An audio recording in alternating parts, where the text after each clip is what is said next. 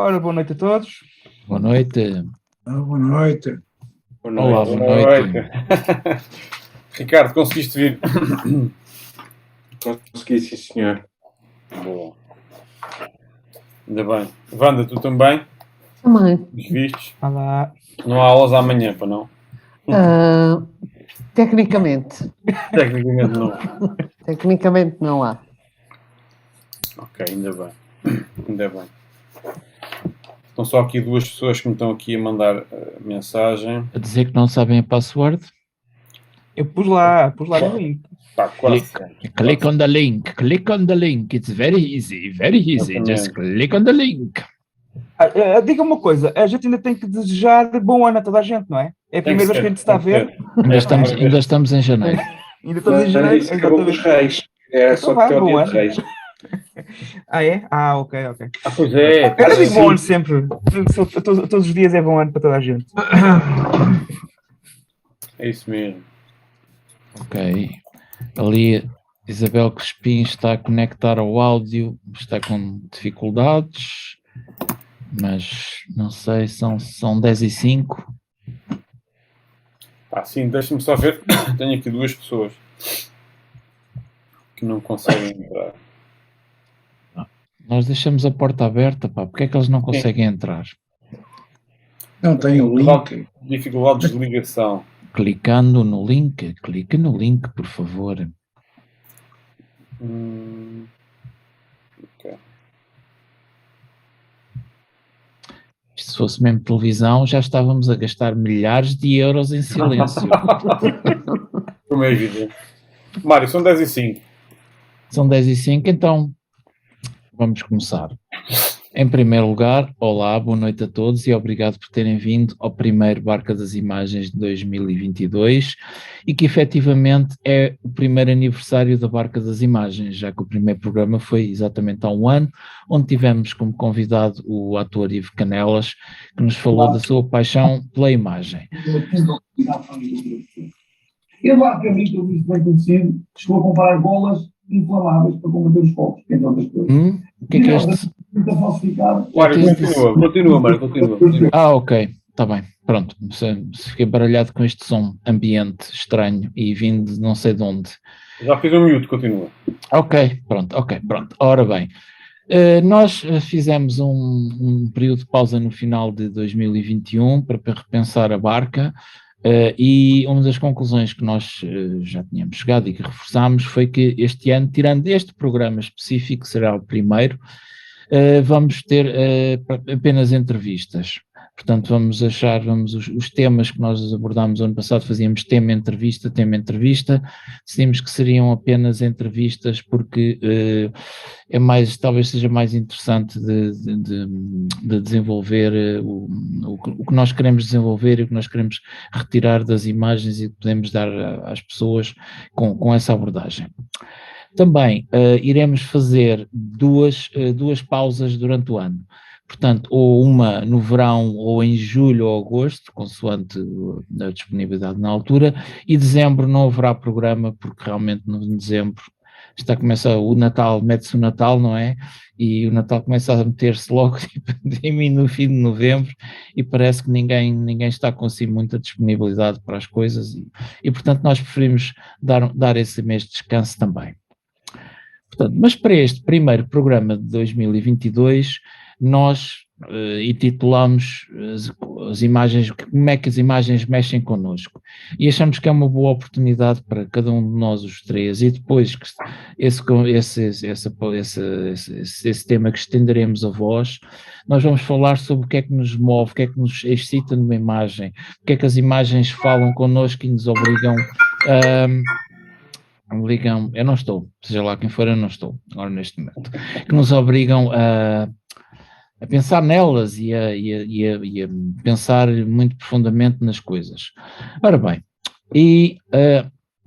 eu vou falar sobre uma série de imagens, o João Cardoso também vai falar sobre alguns fotógrafos que o inspiram e o Ruben tem aí uma surpresa interessante para nós todos no fim. Portanto, eu com isto passava a palavra ao João, que tem ali algo para partilhar. O que nos Sim, parece senhor. interessante. Ok, então, para já, boa noite a todos, muito obrigado pela vossa presença, bom ano outra vez, eu sou um bocado chato com estas coisas, mas tem que ser. Este ano, basicamente, este início do ano, nós quando estivemos a reunir e a pensar no que é que iríamos falar agora neste primeiro evento, como para introduzir também o nosso plano para o resto do ano, mas queríamos falar acerca de um tema interessante.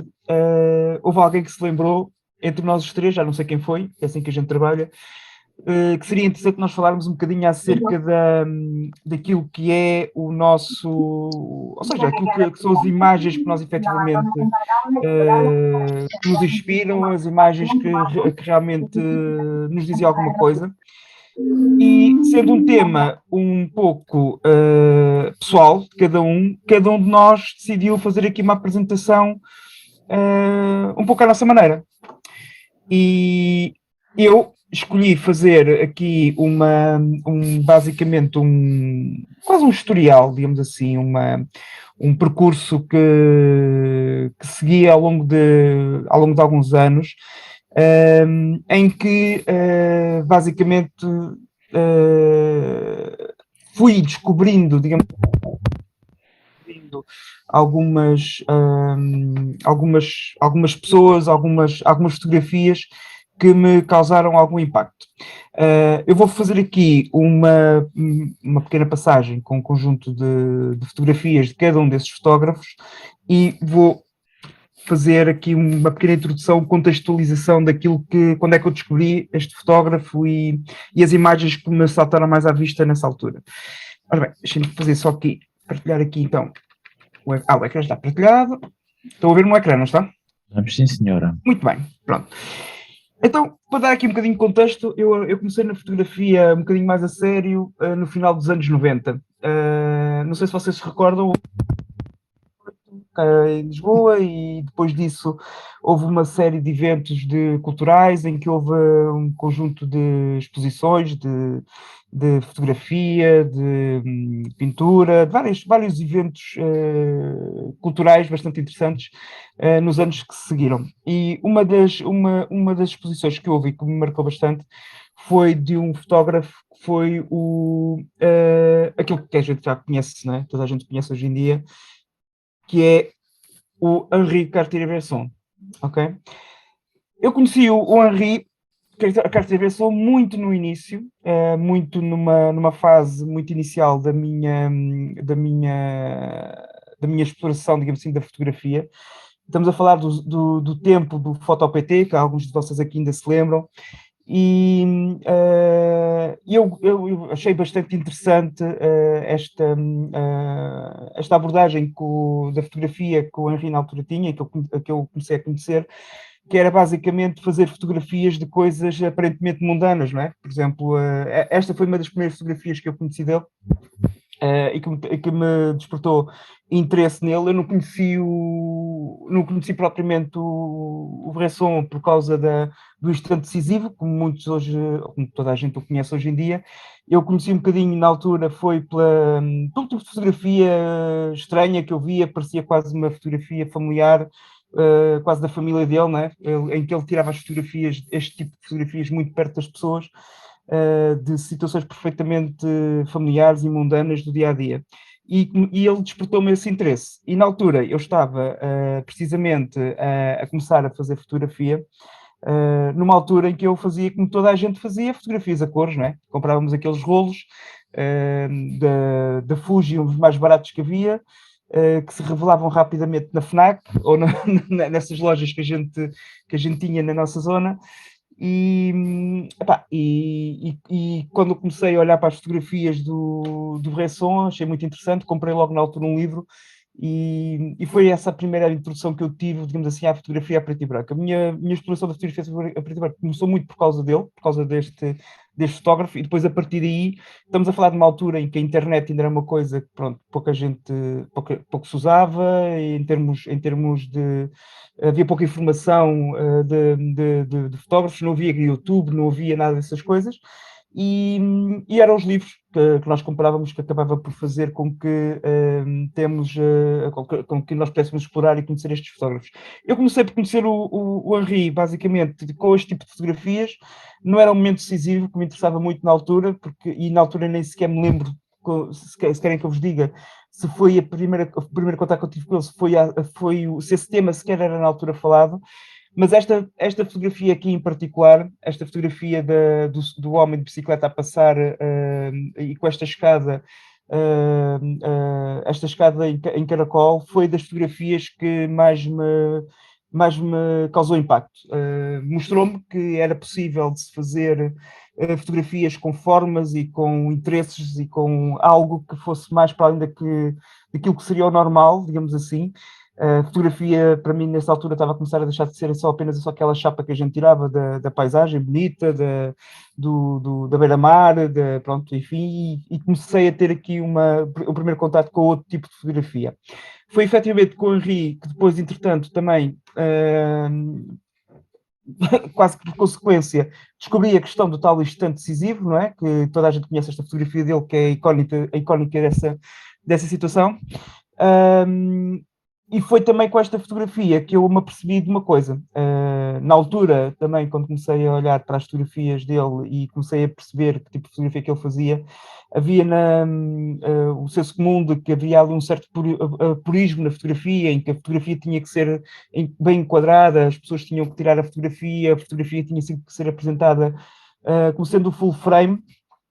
E eu, na altura, esta fotografia destacou-se-me não por causa, mais uma vez, do instante decisivo, mas precisamente porque comecei a perceber que nem sempre as regras são para cumprir. E esta fotografia, como toda a gente sabe, é uma fotografia que tem um corte, porque esta fotografia original nota-se as barras da vedação de onde ele estava a tirar a fotografia. E foi também a partir daí que eu comecei a perceber que, afinal, havia certas coisas que na fotografia que talvez as pessoas levavam demasiado literal àquilo que era entre aspas, o politicamente correto, aquilo que deveria ser a fotografia como deve de ser tirada, sempre com o negativo integral. E aqui não, aqui eu percebi que realmente comecei a abrir um bocadinho os olhos para dizer assim, não, a fotografia é aquilo que a gente quer, efetivamente, e realmente as regras muitas vezes são para ser quebradas. Este artista, o Henri, basicamente, depois eu sempre admirei muito o trabalho dele, fui comprando livros ao longo do tempo, ainda hoje continuo a gostar muito do trabalho dele, e mais recentemente comecei a descobrir coisas interessantes de pormenor, como por exemplo esta fotografia que aqui está.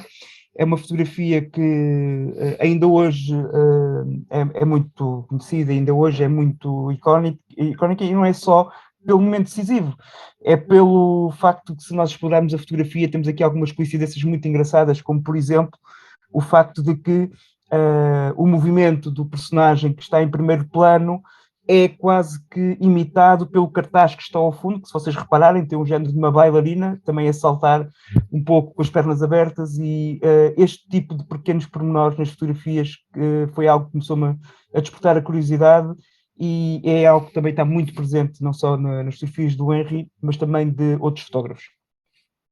Com o tempo a passar, eu mais tarde, aí já nos inícios dos anos 2000, interessei-me pela outra vertente, que foi a impressão da fotografia, e fazer impressão em laboratório, preto e branco, e ampliar as fotografias, e foi precisamente nessa altura que eu comecei a conhecer um bocadinho melhor o trabalho do Ansel Adams. O Ansel Adams, eu, como se calhar muitos de vocês conhecem, estudei os 3 livros dele. Estudei também o sistema de zonas e até fiz alguns workshops de paisagem, onde explorei a questão do sistema de zonas até ao pormenor, desde o momento em que se tirava a fotografia, na altura, com o fotómetro, até o momento em que ia imprimir as fotografias, com o papel graduado, essas coisas todas. E o Ansel Adams, basicamente, neste início também do meu percurso como a imprimir fotografias, foi efetivamente o fotógrafo que mais me inspirou na altura. Algumas das fotografias que mais me inspiraram na altura também foi esta fotografia com o rio a serpentear com as montanhas ao fundo. Foi esta fotografia aqui também que é muito conhecida também pela gama de tons de cinzentos que isto tem, pelas nuvens, por tudo aquilo que tinha na fotografia de paisagem a preto e branco, que era algo que também me entusiasmava bastante na altura. E a última fotografia que eu vos queria mostrar aqui do Ansel foi esta, que achei muito curioso. Eu não conhecia esta fotografia dele até bastante mais tarde, embora depois fiquei a saber que era uma fotografia muito famosa. Mas esta fotografia achei bastante curioso, porque depois, entretanto, comecei a perceber que o Ansel Adams, ao longo da sua carreira, ao longo da sua vida, foi fazendo várias versões desta mesma fotografia. Não sei se conhecem as várias versões que ele foi fazendo, mas conforme os anos foram passando, esta fotografia foi sendo impressa cada vez com mais contraste, cada vez com mais negros, cada vez com brancos mais brancos, e achei muito interessante essa particularidade de ele, ao longo da sua vida, ir adaptando a impressão de acordo com aquilo que era a sua visão desta fotografia. Há várias versões dela impressas, e pode-se consultar na internet, várias formas como ele imprimiu a fotografia, e na altura que eu era entusiasta de andar a imprimir as fotografias no laboratório, e às vezes passava o fim de semana inteiro para imprimir 2 ou 3 fotos, achava isto muito curioso, e o Ansel nessa altura foi, digamos assim, foi uma inspiração muito grande. O tempo, conforme foi passando, eu, entretanto, comecei a explorar outros fotógrafos, comecei a ver outras áreas, outras tendências, e foi mais ou menos aí já por volta de 2000 e qualquer coisa, 2008, 2010, que eu comecei a ver outros fotógrafos que eram menos falados cá em Portugal. Pelo menos que eu, no meu círculo de pessoal de amigo, ou da fotografia que a gente falava, daquilo que eram as comunidades que nós à altura andávamos, e foi nessa altura que eu comecei a descobrir pessoas como o Gordon Parks. Não é só o Gordon Parks, há outros também. Aí comecei a ver a fotografia mais por uma questão do contexto de história, de intervenção social, e também o facto de que, e aqui o Gordon Parks teve essa particularidade, que foi uma pessoa que estava muito à frente do seu tempo. Eu, quando comecei a ver as fotografias de Gordon Parks, eu não fazia a mínima ideia de qual era a altura que as fotografias tinham sido tiradas. Esta fotografia em particular é intemporal, isto podia ter sido tirado hoje, se fosse preciso. A forma como esta fotografia aparece, e comecei a interessar-me cada vez mais por este tipo de fotógrafos, e tentar conhecer um bocadinho mais a história da fotografia. Foi nessa altura que eu comecei a estudar um bocadinho mais as origens da fotografia, muitos outros fotógrafos que nós conhecemos, que são muitos para mencionar aqui. Foi um bocadinho também à pala, digamos assim, de ter conhecido o Gordon Parks e o trabalho dele, e achar curioso que efetivamente havia já nessa altura, já no tempo em que ele fazia fotografia, uma visão muito coincidente com aquilo que era as fotografias que se faziam mais atuais. Era uma pessoa que estava muito à frente do seu tempo, gostei muito de ver as suas fotografias, e gostei muito também de conhecer a sua história. Aliás, a gente teve aqui um evento na Barca em que eu falei um bocadinho dele. Acho que, e para quem não conhece, acho que vale mesmo muito a pena conhecerem, porque foi uma pessoa que foi o primeiro em muitas coisas na área da fotografia e do cinema também. Mais recentemente comecei a interessar-me por outro tipo de fotografia, que foi a fotografia de rua, que é aquela fotografia que eu atualmente faço mais, ou cada vez mais, digamos assim, e acabei por conhecer o inevitável Joel Merovitz. O Joel Merovitz é acho que não dispensa apresentações. Eu conheci as primeiras fotografias dele por causa do trabalho que ele fez no 11 de setembro, nas Twin Towers. Ele foi um dos fotógrafos que esteve no terreno a fazer as fotografias do pós 11 de setembro. Mas depois comecei a perceber que ele também já era muito conhecido pela fotografia de rua, e comecei a conhecer o trabalho dele. E achei bastante curioso que, num tempo em que toda a gente fazia fotografia a preto e branco, não é? O Joel começou a fazer fotografia de rua a cores, que era algo que na altura não era, como vocês sabem, fotografia a cores nunca foi muito bem vista no mundo artístico. Era uma fotografia que era para os casamentos, que era para as fotografias das férias das pessoas, não era propriamente um tipo de fotografia que fosse considerado muito no meio artístico. O Joel veio de certa forma, acabar por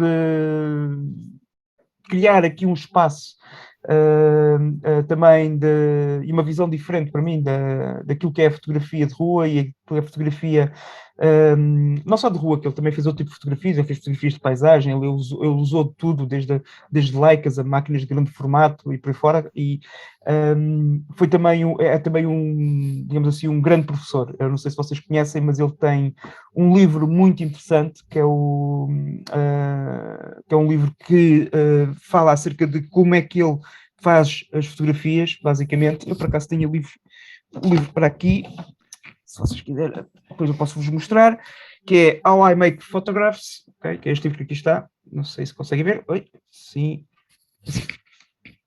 Okay? Este livrinho que aqui está, é um livrinho que na Amazon custa menos de 20 euros e que eu recomendo muito, é um livro espetacular, em que ele explica como é que ele faz as fotografias, como é que ele aborda a rua, quais é que são, digamos assim, o seu processo propriamente dito, e é um fotógrafo que ainda hoje dá-me muito gozo ver, não só os vídeos que ele faz, que ele tem muitos vídeos, muitos documentários no YouTube, mas também os livros que ele tem, que são mesmo muito bons. É uma das minhas inspirações, digamos assim, e estas fotografias que eu estou aqui a mostrar, estas três, foram as primeiras 3 fotografias que eu conheci dele, e foram aquelas que me despertaram, para além daquilo que era o do 11 de setembro, e foram aquelas que me despertaram para conhecer um bocadinho melhor. O facto de a fotografia do inesperado, um homem que cai no chão e toda a gente passa à volta dele e ninguém liga nenhuma, a senhora com umas moletas e com 2 sapatos gigantes que lhe aparecem à frente, são aquelas coisas que nem planeado a gente acredita. E estes pares, digamos assim, estas sobreposições de sombra, luz e cor que o Joel faz muito bem e como ninguém. Mais recentemente descobri este senhor, que é o John Free. Eu não sei se vocês conhecem John Free. O John Free é uma pessoa que faz fotografias já há muitos anos também. Ele tem um conjunto de fotografias que tirou, que é talvez aquilo que é o trabalho mais conhecido dele, que foi das fotografias que ele fez aquilo que eles chamam os Trumps nos Estados Unidos, que são aquela malta que anda basicamente à boleia de borla nos comboios de mercadorias, e ele fez um conjunto de trabalhos com eles, mas ele não faz só isso. Ele tem outra particularidade também, que é ele faz workshops e faz também bastantes vídeos onde ele explica, ensina, e é um motivador nato para a fotografia de rua e para a forma como se faz fotografia, e tem uma filosofia muito interessante. Aqui o John Free foi uma pessoa, foi uma surpresa bastante interessante, que eu não conhecia de todo este fotógrafo, e ele tem uma característica muito interessante. Ele basicamente, toda a fotografia que ele faz, ou praticamente toda a fotografia que ele faz, ele usa simplesmente uma máquina manual, nos dias que correm, de filme, com uma 50mm fixa. E advoga muito essa situação, ele advoga bastante a perspectiva de usar apenas uma lente, apenas uma máquina, e tem um ditado que eu gosto bastante, que ele repete muitas vezes, que é "No more easy shots", ou seja, hoje em dia há muita particularidade de nós com as máquinas digitais termos uma tendência de fazermos muitas fotografias, disparar a tudo aquilo que mexe, e hoje em dia estão a ver pessoal a fazer fotografia de rua em que basicamente mete a máquina em burst mode para tirar tipo fotografias em metralhadora quase, e depois escolher mais tarde a fotografia. O John Free é daqueles fotógrafos que faz exatamente o contrário. Ele advoga exatamente o inverso, que é fazer poucas fotografias, mas fazer fotografias com intenção e não fazer fotografias fáceis. É também um fotógrafo muito interessante, tem muitas fotografias muito interessantes. Esta, para mim, é uma das minhas favoritas dele e foi uma das primeiras fotografias que eu conheci dele e que também me despertou a atenção para este fotógrafo. E depois, vou deixar aqui 3 fotografias minhas também, porque nestas coisas eu não gosto só de mostrar as fotografias que me inspiram, mas também o resultado. Acho que ao longo do tempo fui sendo influenciado por estes fotógrafos todos, e deixo aqui 3 fotografias minhas, que é o tipo de fotografia que eu faço mais atualmente. Eu comecei a fazer cada vez mais fotografia de rua. Aqui são fotografias e como todos nós, pelo menos eu que sou amador, não tenho muito tempo a andar a fazer fotografias sem ser quando ando a passear em família. Tento às vezes introduzir também os elementos da minha família dentro das fotografias. E este é o tipo de fotografia que eu atualmente faço, normalmente a preto e branco, de rua, e gosto muito de fotografar barcos também. E pronto. Está aqui a minha apresentação. Se tiverem questões, se quiserem colocar perguntas, estejam à vossa vontade. Estou aqui para responder àquilo que quiserem que eu responda.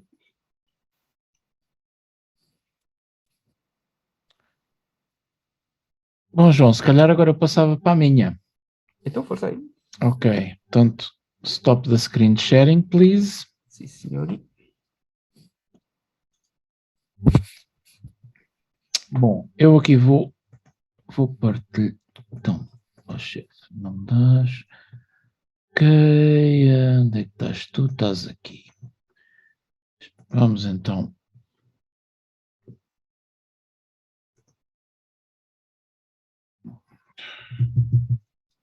Ok. Não sei se conhecem esta imagem, mas eu vou fazer uma apresentação sobre falar sobre, não só por história. Não sei se esta imagem vos é conhecida. Em tanto silêncio. Esta devia ser óbvia. Isso Mas é o senhor Tintim. Se Monsieur Tantan, sim senhor. Porquê? Porque as primeiras imagens que eu realmente gostei foram as imagens de banda desenhada, com os meus 7, 8 anos. Portanto, foram as primeiras imagens. E esta imagem temporal significa o voltar a casa. Praticamente todas as aventuras de Tintin, eles voltavam a casa. Tintin, Milou e o Capitão Haddock. E porquê é que estas imagens me traíam? Porque faziam viver aventuras, assim como aventuras em mundos imaginários, como este. Não sei se conhecem estas imagens, ou se isto sugere alguma coisa interessante, assim como estas imagens de ficção científica. Porque a ficção científica, porque não há nada como para fugir à realidade, nos anos 70, muito, às vezes um pouco interessantes ou muito conturbados, do que a evasão. E estas imagens mostram-nos mundos imaginários que provavelmente até poderiam existir e que nos faziam, pelo menos a mim, faziam ter vontade de andar por naves espaciais. Ou então por cidades completamente imaginárias, como esta, como uma Paris futurista. Porque são imagens que essencialmente nos fazem sonhar com possibilidades. Por exemplo, sabermos lá se daqui a 100 anos Paris não será efetivamente algo assim. Ou Lisboa. Mas essas imagens depois transmitiram-se para a música. Não sei se, pronto, as pessoas com os seus 50 e 40 e 60 e 70 talvez reconheçam esta imagem. Ninguém? Oh, Ruben, tu não sabes o que esta imagem é? O João Cardoso é capaz de saber, mas pronto. Eu sei, mas não fica bem estar a ser eu a então comentar. Pronto. Bem, gostava, bom, pelos vistos, não sei se os outros participantes conhecem, mas eu vou andar para a frente. E reconhecem esta cidade?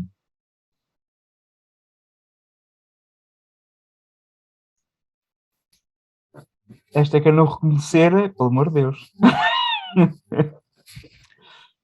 Ou seja, sabe-se lá daqui a 100 anos se Lisboa não será assim. Isto é a nossa Lisboa, exatamente. Quer dizer, não é a nossa Lisboa. É a nossa Lisboa, só que pronto, é uma visão. É uma Lisboa alternativa, que eu acho que é interessante. Uma das coisas que as imagens efetivamente nos dão é a possibilidade de criar possibilidades, criar imagens para além da realidade do dia-a-dia. Se nós vivêssemos na Lisboa romana, também nunca imaginaríamos que a Lisboa do século XXI seria como é neste momento. E essa capacidade de imaginar e pensar futuros possíveis é uma das grandes formas de inspiração que nos pode inspirar.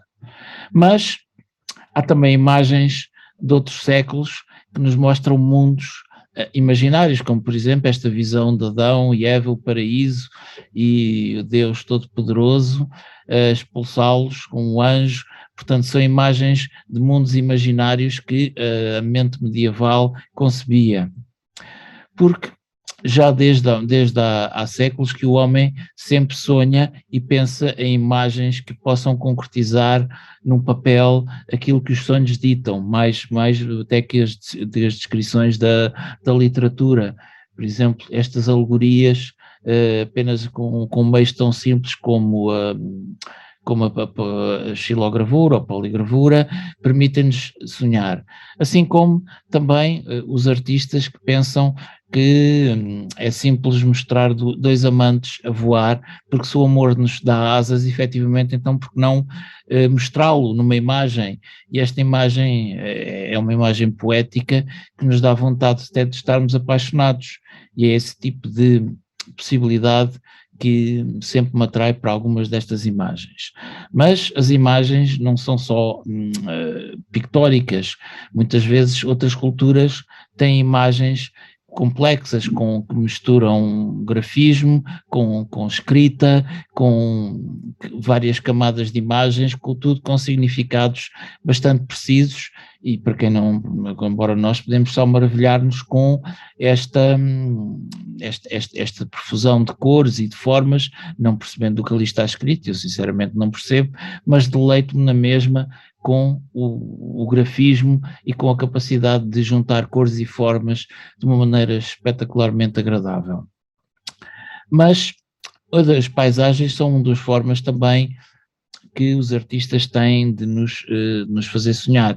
Eu acho que é interessante que, ao contrário da tradição ocidental, na tradição oriental não se tem aquele, como por exemplo vimos as fotografias do Ansel Adams, onde ele fazia questão que se visse tudo focado, com todos os pormenorzinhos mais recônditos, passo que os artistas orientais era exatamente o contrário, eles evocavam com o mínimo possível, ou seja, mostrar o máximo, sugerir o máximo com o mínimo possível de concretização. A maior parte disto são esfumados, todos monocromáticos, mas evocam, isto é um biombo, evocam uma paisagem que o artista acha que é poética e, portanto, como podem ver, até a própria noção de perspectiva não tem a ver com a perspectiva ocidental, muito mecanicista e muito baseada em matemática e geometria.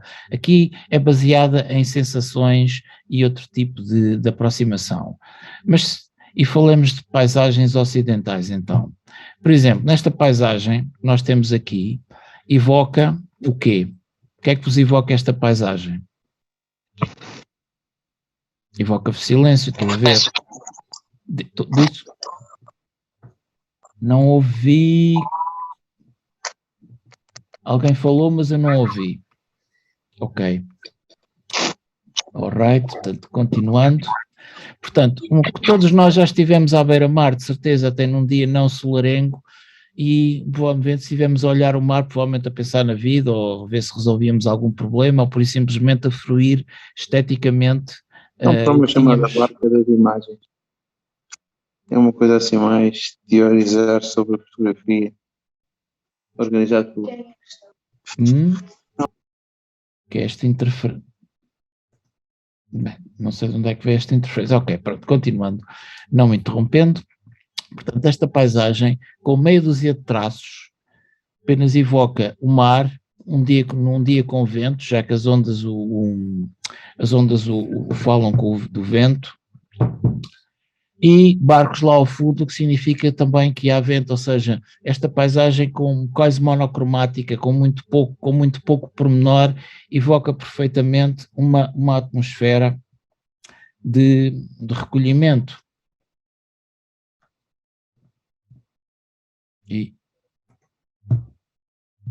Mas as paisagens também podem ser misteriosas ou enigmáticas, como por exemplo esta aqui, que é de um fotógrafo japonês, e aquilo que estão a ver ali ao fundo, pousado naqueles arbustos e árvores, são corvos. Portanto, e porquê é que os corvos estão ali? O que é que eles estão ali a fazer? Porquê tanta concentração de corvos? É sempre uma pergunta. E serão mesmo corvos? Ou outras aves quaisquer? Toda essa capacidade de mostrar ao mesmo tempo que também se nega alguma informação, acho que é uma das qualidades mais interessantes de uma imagem.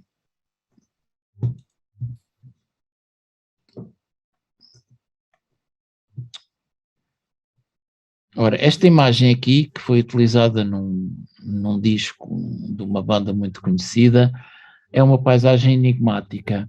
Exatamente, é das fotografias de paisagem que eu gosto mais, em que temos uma paisagem das árvores muito ordenadas, tipo temos bonitos verdes, amarelos da vegetação, temos o azul com nuvens de céu, mas depois temos uma espécie de um lenço vermelho, diáfano, que oculta uma parte da imagem e claramente está a vogar na imagem, como que a flutuar.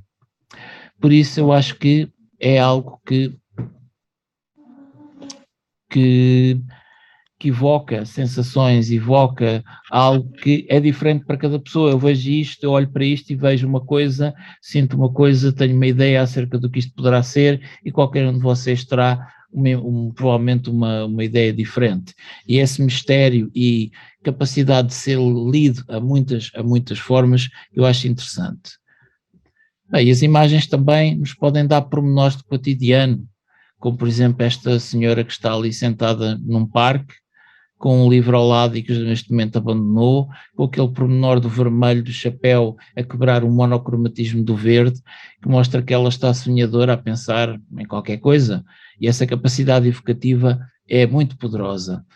E assim como esta imagem de uma ida à praia no princípio do século XX, desta rapariga loura com vestido vermelho, que se destaca perfeitamente nestes fundos, que está ali no centro da imagem, com um ar pensativo, provavelmente à espera que o fotógrafo lhe diga que já pode sair do sítio, mas que evoca sentimentos e sensações que são ricos. Ou o cotidiano, esta imagem de cotidiano muito rápida, espontânea, numa reação de crianças a um acontecimento que um deles provocou, em que estão todos divertidos, não é, digamos, que é inesperado e interessante e que é algo que as imagens nos podem mostrar um instante de eternidade.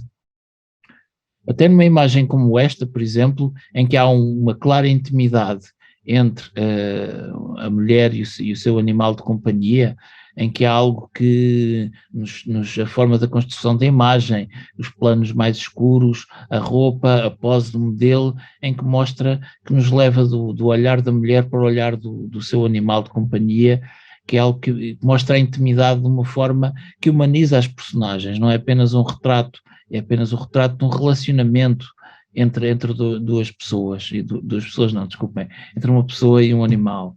Assim como esta, é um retrato simples de mãe e filho, que é o que nós presumimos, mas reparem neste pormenor, o que é que faz toda a riqueza desta imagem? É a intensidade do olhar que o pintor conseguiu captar. Portanto, esta intimidade, esta felicidade latente, não muito expressiva, mas que está ali bem patente nos olhares da mãe e da criança. Assim como esta imagem muito bem pensada, nós reparamos primeiro nos efeitos de luz no cabelo, nas pernas, achamos que está, sim senhora, está um bom aproveitamento da luz, podia ser uma fotografia, mas depois olhamos em pormenor e vemos que há ali alguns pormenores que nos levantam dúvidas, como por exemplo o par que está lá fora, a janela que está partida, e o que é que seria que esta rapariga que está com um bloco de desenho na mão, será que estaria a retratar aqueles dois? Estaria a retratar outra pessoa e aqueles dois não têm nada a ver com isto? Todas estas capacidades de evocação das imagens são aquilo que mais me atrai nelas. O indizível, o que não está expresso, aquilo que nós temos que imaginar, os filmes que nós vamos fazer sobre as imagens. E coisas tão poderosas como este retrato de Baudelaire, feito no início da fotografia, com uma máquina muito simples, é apenas uma luz natural, e o Baudelaire que olha, e é esta intensidade do olhar de Baudelaire tão bem captado pela objetiva, e não precisou de ser nada do complicado, é apenas um relacionamento entre fotógrafo e fotografado para saber quando expor e quando, digamos, neste caso não é carregar no botão, mas tirar a tampa da objetiva e deixar a exposição fazer-se. Outro exemplo, por exemplo, este é de nadar, esta intensidade de olhar que temos é algo que é qualidade do artista, seja ele fotógrafo ou pintor, é identificar a característica e exprimi-la o melhor possível. Ou outro retrato muito mais contemporâneo, que é um retrato, mas é um olhar masculino sobre a mulher. É interessante como este olhar também masculino, mas um olhar onde há um erotismo subjacente, não expresso objetivamente, mas interessante. Há aqui uma cumplicidade. Há uma cumplicidade e um toque que não é da pele, mas de um objeto tão simples e tão fálico como um cigarro. Mas já as mulheres olham sobre as mulheres de outra forma, como por exemplo este retrato de perfil de Julia Margaret Cameron sobre uma das suas empregadas domésticas, que serviu para muitas fotografias, ou mais contemporaneamente esta fotografia de uma adolescente numa praia que faz evocar a Vênus de Botticelli, muitos séculos antes, é esta fragilidade e ao mesmo tempo transição entre rapariga, menina e mulher, que também esta imagem capta, essa ambiguidade, e a ambiguidade é fantástica muitas vezes. Assim como este retrato de alguém que se sente confiante e poderoso, ou sedutor, ou bélico e simbólico ao mesmo tempo. Tudo isso são as imagens que me atraem, aquelas imagens que podem ter muitos significados. O retrato destas duas raparigas orgulhosas por estarem a ser fotografadas numa moto, que era do fotógrafo, mas pronto, para tudo mais, elas apareciam como donas, como com uma propriedade delas que lhes dava independência e mobilidade. Ou esta imagem, que é uma imagem de desafio, de vontade de viver e desafio às convenções. Ou uma imagem como esta, que mostra que efetivamente é da Paula Rego, que mostra como as mulheres levam sempre os homens ao colo e eles, apesar da idade, são provavelmente muito mais imaturos. E pode ser também, os homens também podem mostrar vulnerabilidade, como este retrato de Yoko Mishima, de Eiko Ozu, que foi uma série fantástica que ele fez, pouco antes do escritor se ter suicidado. Ou esta imagem de Lou Reed, que foi utilizada como design gráfico para um livro, onde a sua escrita é escrita sobre a pele, com um aproveitamento de uma fotografia, que desta forma ganhou toda uma outra dimensão. E termino com esta imagem de 4 rapazes adolescentes que acham que têm o rei na barriga e que se deitam à sombra dos heróis gregos da antiguidade. Tudo isto são as imagens que me interessam, são as imagens que são ambíguas, são imagens que têm muitas leituras e muitas possibilidades. E com isto, e então passar ao Ruben. Assim que sair Mário, do obrigado. sharing, assim que sair do share. Pronto, Obrigado, Mário, obrigado ao João também.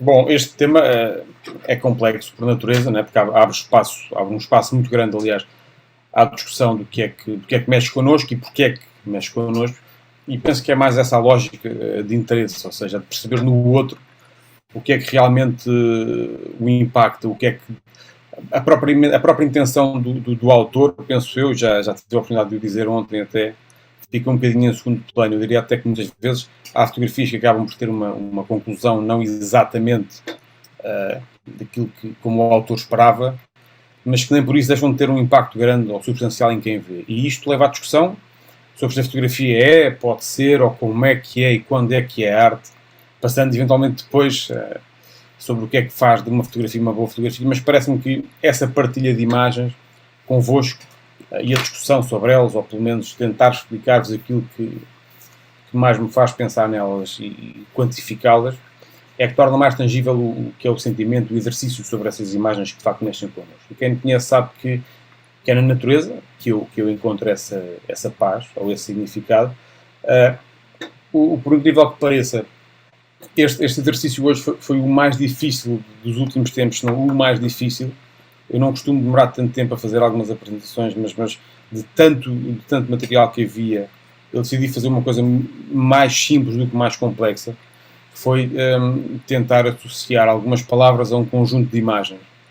Outras haveria, naturalmente, para discutir e para falar, e eu vou pedir-vos, e é esta a surpresa final, que me digam e que nós tentemos partilhar, para além daquelas imagens que eu vos vou mostrar e os conceitos associados, quais são os sentimentos que vocês associam às imagens que eu vos vou mostrar.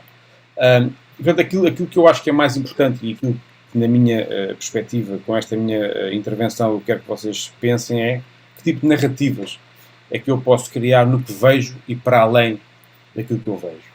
Portanto, aquilo que me é mais interessante pensar convosco é, para além das imagens que nós vemos, como é que eu posso, dali, partir para uma meta-narrativa e aí sim perceber como é que essas imagens me impactam e, eventualmente, perceber como é que elas também podem mexer comigo. Vocês já estão a ver o meu ecrã, certo? Ok, bom. Sim, senhor. Eu tive uma série de pessoas, neste caso de autores, que me influenciaram bastante. Alguns de vós já conhecem este autor, mas outros possivelmente não. Isto é um autor, ou é um fotógrafo americano que é conservacionista também e neste momento já está num patamar de excelência daquilo que é a narrativa da defesa da natureza e da vida selvagem. E uma das imagens que foi mais importantes para mim ao longo desta minha evolução enquanto fotógrafo de natureza e vida selvagem foi esta imagem que depois originou aqui uma série de discussão sobre aquilo que poderia eventualmente ter acontecido. É uma imagem aparentemente simples. O Jim Brandenburg é um pioneiro na arte de retratar a natureza e a vida selvagem, mas é sobretudo pioneiro na forma como passa, na visualidade que ele consegue trazer de um simples registro. Eu diria que de simples não tem nada, ou seja, a forma como nós, eventualmente, se caracterizarmos os degraus da visualidade em 2 ou 3 tipos, um registro puro e simples, uma lógica comportamental e um terceiro registro de uma espécie com um comportamento num contexto, teremos eventualmente aqui algumas das possibilidades. E nesta altura, não tínhamos ainda passado o século, havia pouca gente a pensar e a fazer as coisas desta forma. Isto é uma segunda imagem que eu trago dele também. E este conjunto destas duas imagens, ou a estes dois registros, digamos assim, eu associei o conceito de mistério e espacialidade. Mistério em relação à primeira e espacialidade em relação à segunda. Outro fotógrafo americano que foi também decisivo naquilo que é para mim outra narrativa, outra lógica de trabalho, o Nick Nichols, que é de facto um pequeno gênio naquilo que diz respeito à fotografia. Esta é a Jane Goodall e o Juju, que é basicamente o chimpanzé. Para quem não sabe, a Jane Goodall iniciou, digamos assim, uma fase na conservação da natureza e da vida selvagem. Tem muito a ver com a preservação do chimpanzé e, sobretudo, o desenvolvimento de associações de pensamentos e narrativas de comunicação entre os animais e os humanos. Portanto, penso que esta imagem é absolutamente decisiva naquilo que é a relação entre os humanos e os animais, naquilo que eventualmente pode ser a associação entre as vidas de ambos, sem que haja necessariamente uma intervenção negativa.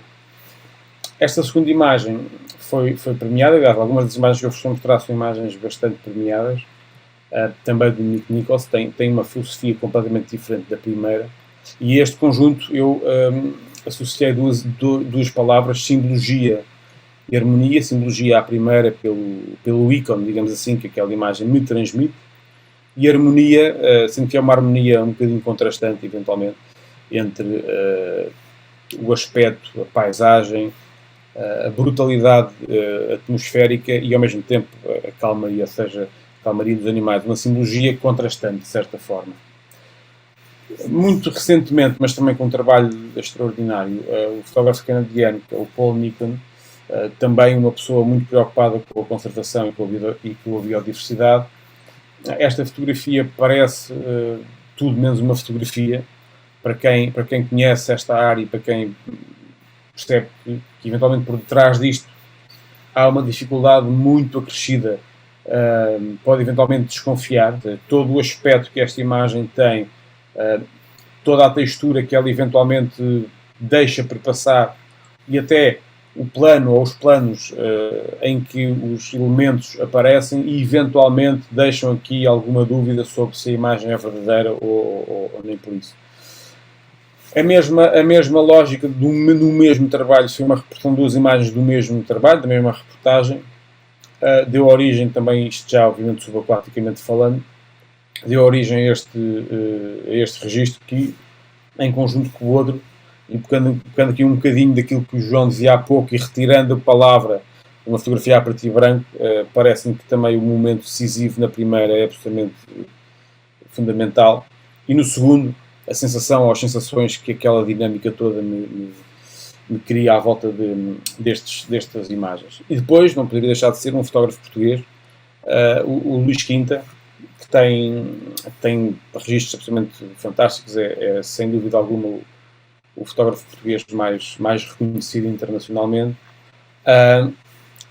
Isto é na costa da Caparica, na Fonte da Telha, uma imagem que ele fez há não muito tempo, uma imagem também ela premiada, que é feita obviamente com um drone, não tem um ponto de vista completamente diferente, mas que é uma imagem que se calhar nós passamos por ela e muitas vezes obviamente não a vimos porque não temos o ponto de vista que ele tinha aqui, mas parece-me que a construção, tudo aquilo que eventualmente é passível de ser visto ou de ser interpretado como uma narrativa que nós não controlamos, quase como uma narrativa que se autorrecria ou que se autocria na natureza, parece-me extremamente interessante.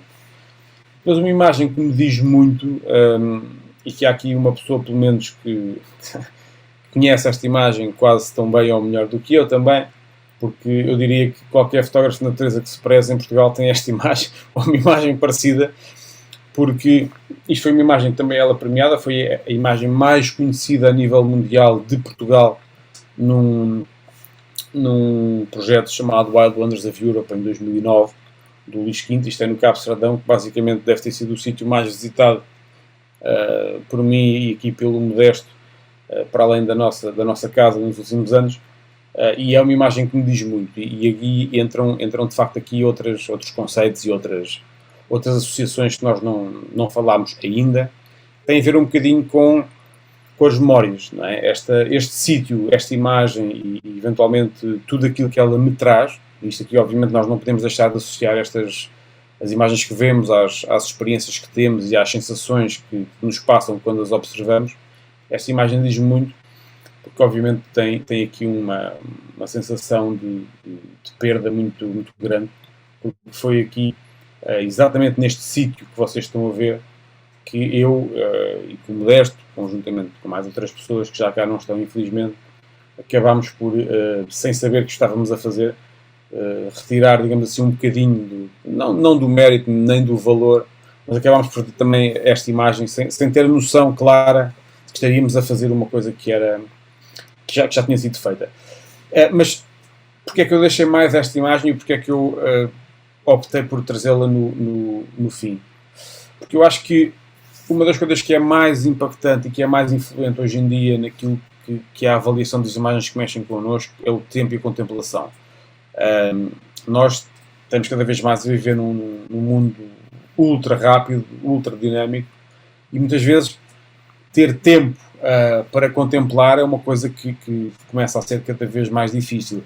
E parece-me que as imagens que mexem connosco, ou pelo menos as imagens que mexem comigo, são aquelas que me fazem parar no tempo e contemplar.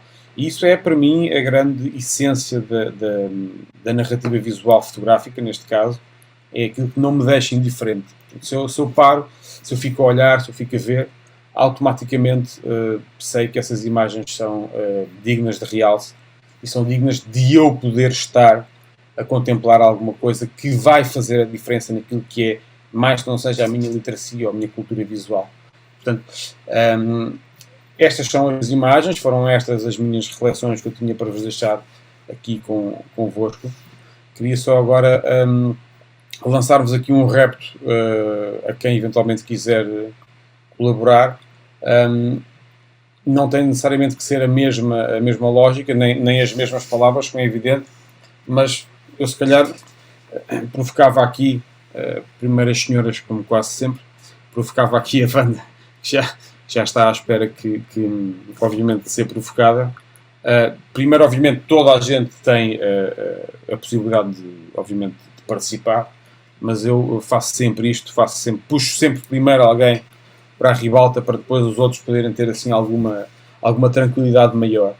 E a Wanda, como é uma fiel companheira aqui da Barca das Imagens, mas nos últimos não tem podido vir, permitam-me que a traga agora aqui para cima aqui da ribalta, para agradecer a presença, obviamente, o regresso dela, e perguntar-lhe o que é que eventualmente tem a dizer sobre este tópico e se eventualmente quer participar aqui neste desafio, que é dar aqui alguns conceitos a estas imagens que nós vimos, ou a algumas que o Mário e que o João tenham dito, ou então eventualmente dizer alguma coisa sobre este tópico. Portanto, estão abertas, obviamente, as hostilidades. Wanda, estás à vontade. Ok. Olha, boa noite a todos, obrigada. Muitas saudades, muitas, mas é contingências dos horários às 8 da manhã, à sexta-feira. E não tem dado, mas estão cá sempre, estão no coração. Em relação às imagens de hoje, eu fui vendo a sequência de imagens, achei muito interessante o Mário ter apresentado a banda desenhada, não é? Porque se calhar foi mesmo aí que todos nós começámos a perceber, ler as imagens, não é? E depois, ao mesmo tempo, lembrei-me de uma outra coisa que não tem muito a ver, porque tem imagens em movimentos, mas foi a associação imediata, que foi o filme oh meu Deus do céu, isto do confinamento tem, do Roberto Rodrigues, o segundo do El Mariachi, que está absolutamente todo ele feito, está todo enquadrado, como se fosse uma banda desenhada. Então parece que as coisas circulam, andam e que se calhar não estão tão afastadas quanto isso.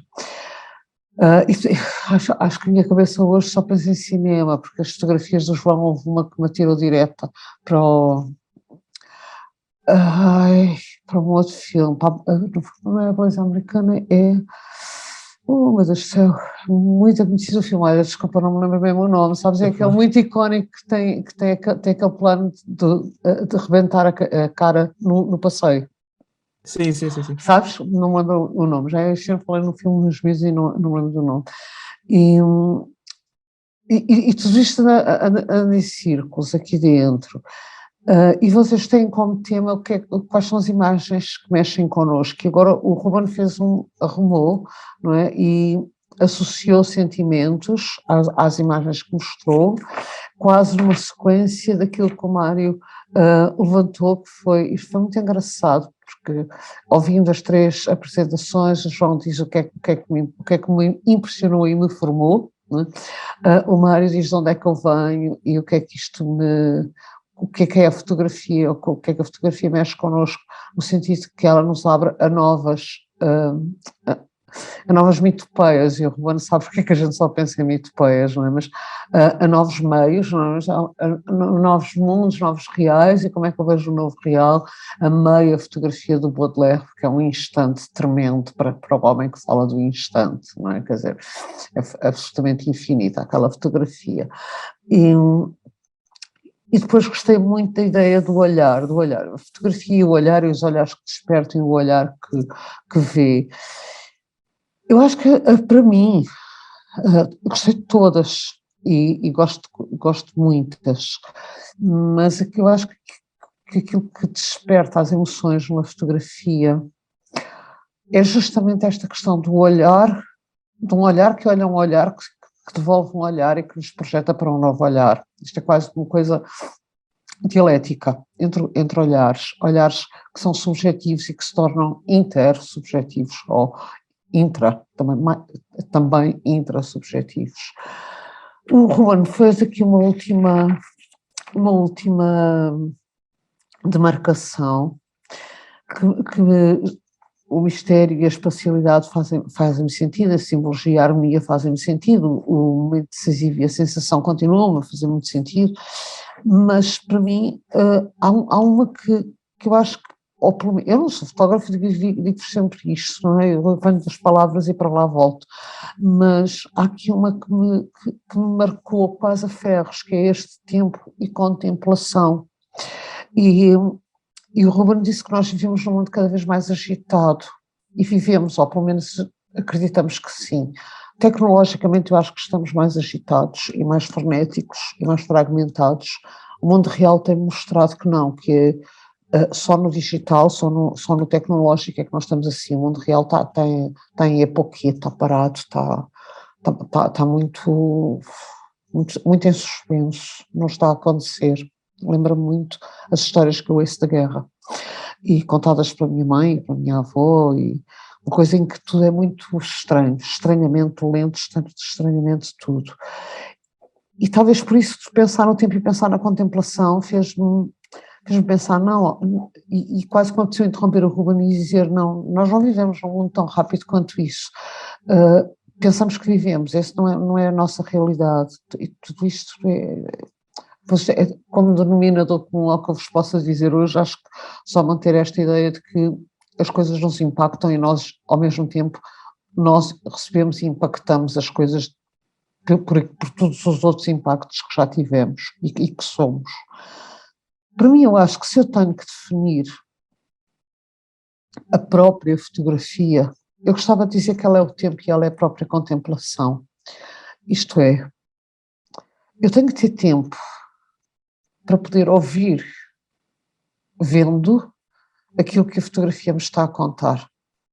Então, por mesmo que seja uma fotografia de instante, mesmo que seja uma fotografia de rua, daquele momento, daquele efêmero, ela implica uma enorme contemplação, um enorme tempo dentro de nós próprios. Talvez não sejam newtonianos, talvez a gente não os possa mensurar, mas se calhar é como se nós dilatássemos o tempo dentro do tempo e a contemplação dentro da contemplação.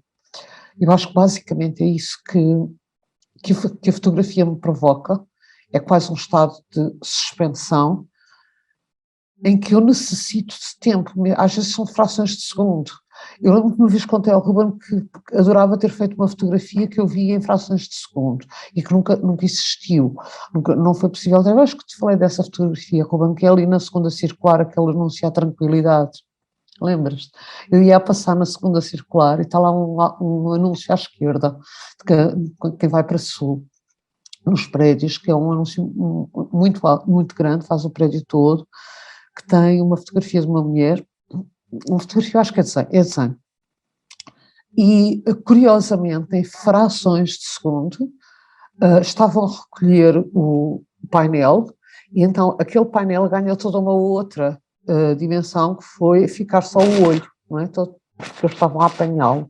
Isto são frações de segundo, e o tempo que aquela fração de segundo teve foi infinito, ao mesmo tempo foi fugaz, porque eu não podia travar o carro e tirar pelo menos com o telemóvel a fotografia. É irrepetível, ao contrário do que muita gente diz, as fotografias, que a fotografia é reprodutível, mas ela não é repetível. E porquê? Porque ela pressupõe esse estado de espírito que te vem da contemplação, quando tu olhas algo para fotografar. Pelo menos é isso que me acontece a mim quando me deixam ter uma câmera na mão, é essa ideia de ver o real e ver para lá do real, como o Mário falava, ver criar outros mundos, e tudo isso só é possível com contemplação e com tempo. Então eu acho que todas as outras categorias que nós possamos falar, elas derivam justamente desta noção do tempo, que é tão plástica, tão elástica, porque foram frações de segundo, mas são eternas. E foi contemplação também, apesar de ser um olhar tão fugaz, porque eu estava com atenção ao trânsito também, e claro que se pudesse ter parado, fantástico, mas também eles estavam a tirar o placar, portanto não ia ser possível. Então ficou aí, mas abriu a todo um leque de possibilidades que eu possa pensar, porque definitivamente aquela pintura ficou diferente, aquele grafismo ficou diferente, aquele olho era um olho marcado pela cortina que o próprio anúncio fez. E isto é um exemplo muito, muito barroco, mas para mim ainda hoje se falava de fotografia também lá na escola, e eu acho que é sempre esse instante em que nós suspendemos e suspendemos do mundo, olhamos e vemos o que lá não está e emprestamos algo que estamos a sentir nessa contemplação interior, naquele momento, naquele infinitésimo segundo que estamos ali, e que depois alguém vai olhar e vai também impactar de outra maneira. Se as fotografias mexem com todos da mesma maneira, não, claro que não. Há pessoas que quem a fotografia não diz nada, há pessoas que não gostam deste ou daquele tipo, porque já foram impactadas de outras formas. Uma coisa que eu acho muito interessante e que foi comum a todos, que eu acho que, embora o Mário tenha frisado mais isso, ou verbalizado, e o Ruben também, é a ideia da fotografia ser uma narrativa. E vocês já sabem que eu sou apaixonada pelas narrativas, portanto nada a fazer, não é? Quer dizer, em qualquer coisa eu vejo uma narrativa, então está uma narrativa. Mas se ela é uma forma de expressão, ela não pode deixar de ser isso. Porquê? Porque nós somos narrativas, visceralmente, não podemos fazer nada. Nós não conseguimos viver sem uma boa história, não sabemos fazê-lo. Nós somos, visceralmente, uma boa história. Então a fotografia, ela também é sempre uma narrativa. E para a narrativa eu tenho que ter a sensação, eu tenho que ter o tempo, eu tenho que ter a contemplação, eu tenho o simbólico, eu tenho a harmonia, eu tenho a reflexão, eu tenho o instante, eu tenho o preto e branco e a cor, eu tenho tudo o que o Mário falou também. Eu adorei, amei a ideia de voltar a casa, a ideia de voltar a casa com que o Mário abriu a exposição. É quase, para mim foi lida quase como um simbólico. A fotografia é um voltar a casa, é um voltarmos a nós próprios, não é? A cada momento voltamos a nós próprios, a cada momento nós estamos de regresso. E não entendendo aqui este regresso como um regresso de uma jornada, já não aguento a jornada do herói, mas é um regresso de mim para mim, é um regresso do lugar onde eu fui e que eu volto para mim própria. E a fotografia pode dar isso, pode mostrar isso, independentemente de ser ou não ser lida. Isso é outra questão, independentemente de quem ver ou não ver. E para mim, o Ruben há pouco enviava uma mensagem a perguntar se eu estava a tirar furiosamente notas. Não estava a tirar furiosamente notas, estava a tirar furiosamente sensações, e depois só fui quando começaram a ser mais, comecei a esquematizar algumas coisas. E havia uma outra coisa que eu gostei muito que o Mário falou, e isto é tão engraçado, porque eu não estou há tanto tempo com vocês são sempre tão estimulantes, e tão coincidentes. Às vezes parece assim. Olha, acabei de receber, há bocadinho, antes de começarmos a sessão, acabei de receber um guião, um último guião dos alunos meus, e o título do guião é Chulipas. Eu não sei se vocês sabem o que é chulipas, são as traves dos caminhos de ferro. Meu pai dizia que eu era chulipada da cabeça. E foi muito engraçado porque a história passa-se, é uma pertença, é um pertenço suicídio numa linha de comboio, é um trailer, um filmezinho de suspense muito engraçado. Eu disse aos miúdos que eu não me lembrava exatamente do nome e fiquei muito feliz porque eles acabaram de me enviar o guião e estava lá chulipas, não é? Mas parecemos de alguma forma, a sensação que eu tenho sempre com vocês é esta, é que caminhamos eu apareço aqui e de alguma forma antes, pouco tempo antes eu estava a pensar na mesma coisa. E quando o Mário falou do olhar masculino, no cinema nós temos a teoria do gaze male, e entre ontem e hoje, eu dei uma enorme pirueta em cima da minha própria cabeça e apeteceu-me imenso voltar desculpem que eu hoje estou em cinema, estou em modo de fotografia em movimento, que não tem hipótese. Apeteceu-me revoltar às horas, ao The Hours, justamente por isso, por achar que é um filme, depois de muito trabalhado e depois de muito agonizado já, que eu tenho a relação que eu tenho com este filme é muito estranha. Por causa deste gaze male, porque de facto são 3 homens que estão por trás daquele filme, que falam de 3 mulheres, e eu nunca tinha passado essa fase de achar que eram 3 homens que falavam extraordinariamente de 3 mulheres, sem um olhar masculino. E entre ontem e hoje eu li o filme como como um texto audiovisual em que está perfeita a androginia da mente. E mais do que o gaze-mail, ou a oposição, ou romper, ou ultrapassar, ou disruptivo, ser disruptivo em relação ao gaze-mail, a ideia da androginia da mente, que eu acho que está em algumas das imagens que a Mária mostrou também. Elas não são exatamente um olhar feminino ou um olhar masculino, há ali uma ou duas que são de facto andrógenas na forma de pensar. Então, hoje eu sou chegada aqui ao fim de algum tempo, com muita saudade vossa, mesmo muita saudade vossa, sempre sabendo quando é que vocês se reúnem, sempre sabendo, ok, não vai dar, e chego-vos em modo de imagem em movimento, desculpem, amei todas e cada uma das fotografias que eu vi, uma enorme felicidade, e continuo na minha. Não se fotografa sem tempo e sem contemplação, fotografia é tempo e contemplação. Mesmo que esse tempo seja efêmero, mesmo que essa contemplação seja muito reduzida. Obrigado, Wanda. Muito obrigado. E agora ia passar ali ao Ricardo, parece que tem algo para nos mostrar e falar, certo?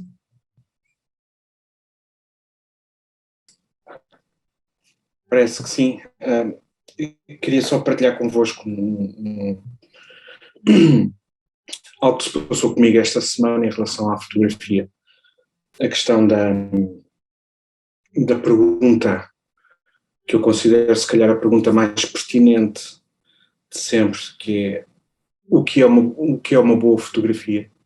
Que é aquela pergunta que nunca ninguém conseguiu responder, e se perguntarmos a 30 fotógrafos ou 30 apreciadores de fotografia o que é uma boa fotografia, saem 30 respostas diferentes, ou pelo menos 30 declinações da mesma resposta, mas não deixam de ser 30 respostas diferentes. E nós temos sempre aquela questão da boa fotografia, aquilo que nos causa emoção, que nos provoca um estímulo emocional, que mexe connosco, para ir aqui ao encontro do título desta tertúlia de hoje, e depois há quem responda do lado técnico, que é a fotografia bem enquadrada, bem composta, etc. Portanto, há aqui uma data de variantes para a pergunta do que é uma boa fotografia, e de facto daquelas respostas não vale a pena se calhar quase encontrar, mas eu, sem querer ser lamechas, vou pedir aqui a autorização para partilhar o ecrã. Já está autorizado, Ricardo. Sim, estava só a ver aqui exatamente se não partilho o que não quero. Sim, vá lá. Ok. Esta fotografia foi feita esta semana, na segunda-feira, por uma fotógrafa muito conhecida, que é a minha filha de 13 anos. E eu vou-vos dar o contexto desta fotografia. A minha sogra faleceu no domingo, e a segunda-feira foi o primeiro dia completo em que a minha filha viveu sem a avó. E a minha filha tinha uma ligação extraordinária com a avó, e há muito tempo que eu não vi uma devastação de alma tão grande como aquela que assisti na minha filha esta semana, e que me está a fazer sofrer horrores, porque obviamente as pessoas que menos queremos ver sofrer, que são os nossos filhos. E a minha filha, na segunda-feira, ao fim do dia, fez esta fotografia, que é o primeiro fim de tarde sem a avó no mundo. E veio ter comigo com a fotografia e disse: pai, isto é uma fotografia de uma pintura que a avó resolveu oferecer-me hoje. Portanto, esta fotografia, que tecnicamente é completamente naif, portanto a minha filha pegou no telemóvel, apontou ao céu e fez isto que vocês estão a ver deixou-me completamente de rastros e levantou-me uma data de questões sobre o que é efetivamente uma boa fotografia. E se a boa fotografia tem que vir de facto de um fotógrafo com anos e anos de emoção dentro de si, de forma de estar a fotografar dentro de si, e portanto mudou completamente o centro gravitacional para mim do que é a definição de uma boa fotografia. Eu nas formações que de vez em quando vou dando sobre fotografia, decidi esta semana que abrirei todas as formações que der sobre fotografia com esta fotografia e a falar desta história, para que de facto se compreenda que muitas vezes as fotografias que mexem connosco e que verdadeiramente mexem connosco podem vir de coisas tão simples como estas, e não às vezes de grandes fotógrafos com um historial de carga emocional nas suas imagens e de renome, e portanto isto foi uma pequena lição para mim. Eu ontem disse ao Ruben, olha, ainda bem que o tema da barca de imagens esta semana é esse, porque se calhar vou-me sentir motivado para partilhar algo que esta semana mexeu comigo, e portanto basicamente era isto que eu queria partilhar convosco, e portanto esta é a minha simples intervenção para enriquecer aqui eventualmente a nossa conversa, e portanto basicamente é isto que eu queria partilhar convosco. Ricardo, olha, antes de mais, pronto, nós já tivemos a oportunidade de falar, dois apontamentos, os meus sentimentos obviamente, e um obrigado reforçado por teres conseguido ter a presença de espírito para estares hoje aqui presente e consequentemente para partilhares essa história e essa imagem que agora tão brilhantemente vai fazer parte das apresentações que tu irás fazer no futuro aos teus formandos. Eu fiquei, obviamente, a pensar na história de ontem, porque quem não sabe, eu ouvi a história pela primeira vez ontem e fiz questão quase que ela hoje fosse partilhada convosco. Isto leva aqui, e agora aproveitando a deixa, Ricardo, a tentar fazer aqui uma ponte muito rápida entre aquilo que é o que é que uma fotografia diz e a quem. Ou seja, para além de não ser possível dizer, ou se calhar ser cada vez mais difícil ser considerações sobre o que é uma boa ou uma má fotografia, não devemos sempre, ou não deveríamos especificar mais o destinatário dessa fotografia. Ou seja, quando se coloca uma questão de se a fotografia é boa ou é má, não deveríamos sempre perguntar para quem.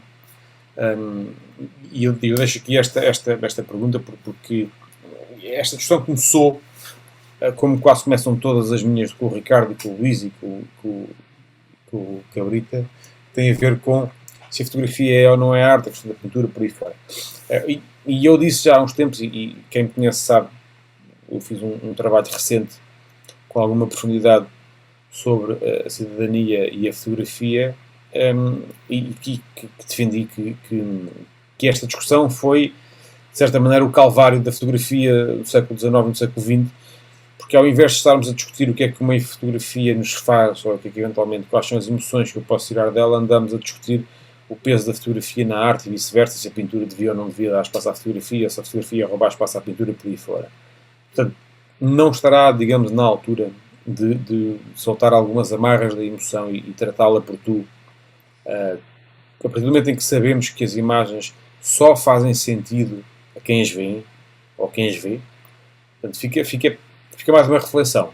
Não vou, obviamente, estender isto a ti, Ricardo, porque, obviamente, estarás numa fase de maior introspeção, o que é perfeitamente normal, mas eu acho que se essa fotografia, por exemplo, aparecesse, e tu chamaste-lhe de naive, sem o contexto que lhe deste, se calhar ela própria tinha outra interpretação.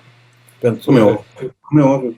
Uma fotografia... Sem contexto, esta fotografia não é o que é. É uma fotografia banal feita por um telemóvel. a partir de uma janela de casa, quer dizer, nem sequer houve aquele cuidado. Mas isso é uma análise primária do registro, não é? Se tu fores à parte da metavisualidade, o que é que tu tens para lá disso? Tens uma história que é ultra comovente e que muito possivelmente vai fazer parte da história da fotografia da tua filha e da tua, e agora da minha, e se calhar todos nós, não é? Portanto, eu acho que muitas vezes nós criamos à volta da fotografia esta falsa sensação de beleza, esta falsa sensação que tudo tem que ser bonito ou belo ou artístico, quando em bom rigor eu acho que já não, depois de ver esta imagem que tu mostraste, com o devido respeito por todos aqueles que nos mostraram fotografias até hoje, aqui se calhar é essa com que eu vou fechar o meu dia. Portanto, e a partir desse momento, se discutirmos a questão técnica ou a questão estética, eu acho que essa questão deixa de ser importante, não é? Isto tem a ver com o público-alvo, não é, Ruben? Claro, como é evidente. Ou seja, não devíamos pensar sempre no quem, não é? Porque há sempre aquela ideia do autor. O público-alvo, quando fotografamos, primeiramente somos nós, não é, Ruben? Pegando nas palavras da Wanda há pouco, que eu não tenho o prazer de conhecer, mas ouvi atentamente, é a questão da narrativa, não é? A fotografia é, acima de tudo, ou eu pelo menos eu vejo assim, também, é uma narrativa. Para quem é que é essa narrativa? Primeiro é para o fotógrafo que a faz, não é? O fotógrafo, quando faz uma fotografia, tem uma narrativa para ele intrínseca que, se chega ao seu destinatário ou ao seu potencial destinatário intocada, se essa narrativa chega ao seu destinatário exatamente como ele a pensou quando fez a fotografia, isso depois já são outros 500, se calhar nem há essa intenção, mas aquela fotografia há de chegar sempre a alguém estimulando uma narrativa e, portanto, neste caso, quem foi o público-alvo desta fotografia? A minha filha para ela própria, e depois veio mostrar, mas assim como eu, quando vou fotografar, e vou fotografar praticamente todas as semanas, e fotografo há muitos anos, e gosto muito de fotografar, como alguns de vocês sabem e conhecem pessoalmente, eu fotografo essencialmente para mim, sendo eu o público-alvo, mas com muita vontade de mostrar aos outros, porque obviamente eu não posso fotografar só para mim. Se a minha fotografia tem a intenção de ser uma mensagem, então que essa mensagem seja comunicada e que seja divulgada. E depois, se o resultado final dessa mensagem, se a interpretação dessa mensagem é outro que não aquele que eu idealizei para mim quando levantei a câmara e disparei, isso depois já é outra discussão. Cara, desculpa, achas que não pode haver aqui alguma inveja saudável neste ato de produção? Estou-te a dizer isto por uma razão simples, e saberás, e haverá aqui também quem me conhece e sabe isso. Não há de ser só por falta de organização de ficheiros que alguns fotógrafos não mostram aquilo que têm, ou será? Isso varia de fotógrafo para fotografar. A famosa história que arrebentou recentemente da Vivian Maier, portanto, que guardou toneladas de película sem a mostrar a alguém, e de repente o trabalho aparece, não é inédito. O que se passou com a Vivian Maier não é inédito. Há pilhas de histórias destas, algumas das quais nunca saberemos, e conheço muita gente que fotografa sem mostrar, mas efetivamente eu sou sincero, eu pelo menos vejo assim, a fotografia é um... Existe para ser mostrada, é isso? Para partilhada, ok. Existe para ser mostrado, existe para ser partilhado assim. Eu gostaria que fosse assim, ou eu gosto de acreditar que é assim. Assim como um músico, quando compõe um tema, eu vou partir do princípio que aquilo é uma partilha. Alguém que escreve, é uma partilha. E, portanto, não deixa de ser uma partilha. Eu ia contrapor, deixa só um segundo, vou contrapor só uma coisa a isso, que é, há uma coisa que se chama autotélico, ou do autotélico, é fazer uma coisa única e exclusivamente pelo prazer de a fazer. Por exemplo, eu também tenho aqui guitarras e teclados em casa e de vez em quando ponho-me aqui a tocar, só a tocar, muitas vezes sem grande narrativa musical, só a fazer coisas e por prazer de experimentar sons. Não vou mostrar aquilo a ninguém porque não faz sentido nenhum, é uma improvisação sem jeito, mas que me deu um prazer espetacular. Portanto, pode haver, ele chamado o fotografar só pelo prazer de estar a fotografar e não interessar nem sequer mostrar a mais ninguém, porque a pessoa gosta, viu, que fixe, gostei, olha, está bem, pronto, agora vou tirar outra. E é uma atividade como a jardinagem, embora a jardinagem se veja ao jardim, mas pronto, agora podia passar à Wanda. Wanda, deixa-me só fazer um parênteses muito rápido. Está bem. Está-me aqui a tocar na sensibilidade, como diz o outro, que é. Eu concordo com vocês os dois, ou seja, eu concordo com o Mário, porque eu identifico-me com isso, eu dou-vos um exemplo muito pragmático e é bom estar aqui no meio de vocês, porque conseguem todos perceber um bocadinho daquilo que eu digo e depois nos juntam. Quando um dia, eu disse aqui no chat ao Mário, nós temos mesmo que fazer um jantar de Barca das Imagens quando esta brincadeira toda for embora, porque acho que há aqui pessoas que eu gostava que se conhecessem uns aos outros pessoalmente, tenho a certeza absoluta que iriam gostar. Mas fazer o quê? Eu fui recente, a minha última vez que saí para fotografar foi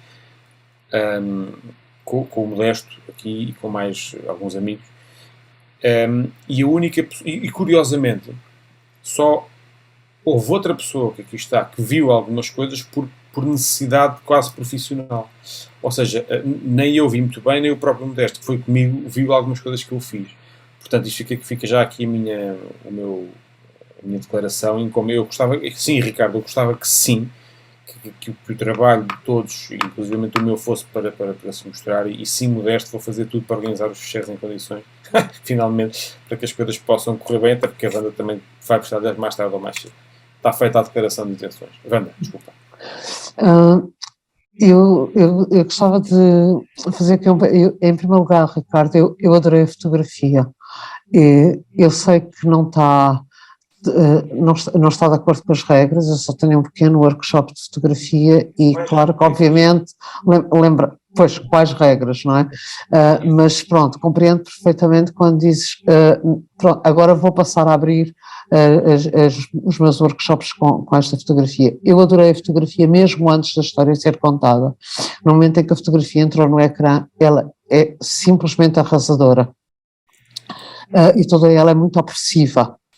E desperta imediatamente uma narrativa. Uma delas pode ser a real, que nos contaste e partilhaste connosco, que é triste, mas ela despertou-me a mim própria, despertou-me também narrativas.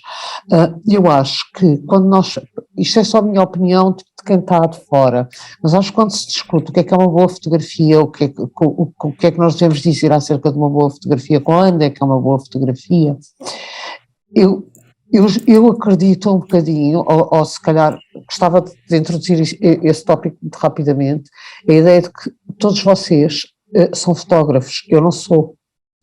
E, portanto, eu quando olho para uma fotografia, eu olho-a só pela narrativa que lá está. Eu não a olho, não consigo olhá-la tecnicamente, não sei fazer isso.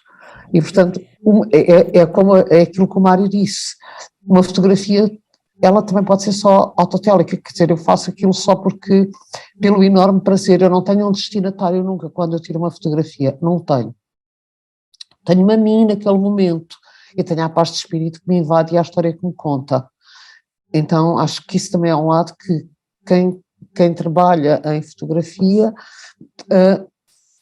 se calhar, é a mesma coisa quando eu avalio o guiões dos meus alunos. Ok, eu já estou a ver o lado técnico, já não é só o prazer da história, isso era um aspecto, e que é o conceito da boa ou do mal, da má fotografia, da beleza ou da não beleza. Eu acho que, independente do mais, o momento em que se capta, o momento em que estamos ali, é um momento de fusão e é sempre um momento sublime. E, mais uma vez, só reforçar, adorei a fotografia mesmo. Okay. Eu vou só dar aqui um pequeno contributo adicional de uma situação que por acaso tive a ver agora muito recentemente numa palestra e eu acho que foi uma situação muito interessante. Basicamente tive era uma discussão a falar acerca de livros, que a gente já teve aqui na Barca um evento que se dedicou à impressão. E uma coisa curiosa, porque por vezes nós que estamos no meio, não é? E isto é igual na pintura, é igual na literatura, é igual em todo lado. As pessoas muitas vezes, por vezes, quando estão envolvidas dentro de uma comunidade ou dentro de um círculo de amigos ou dentro de um círculo de um interesse em comum, por vezes existe aqui um afunilar daquilo que é a intenção, não é? Ou seja, muitas vezes o que acontece, isso também aconteceu comigo ao princípio, porque nós ao princípio quando estamos a aprender a fotografar e quando estamos inseridos numa comunidade, nós fazemos fotografia para os nossos pares verem, para os nossos pares reconhecerem, e por vezes começa-se pela parte mais fácil, que é a parte técnica, e começa-se a entrar por aquele detalhe das aberturas e da máquina e dos megapixels e aquilo e aquilo outro.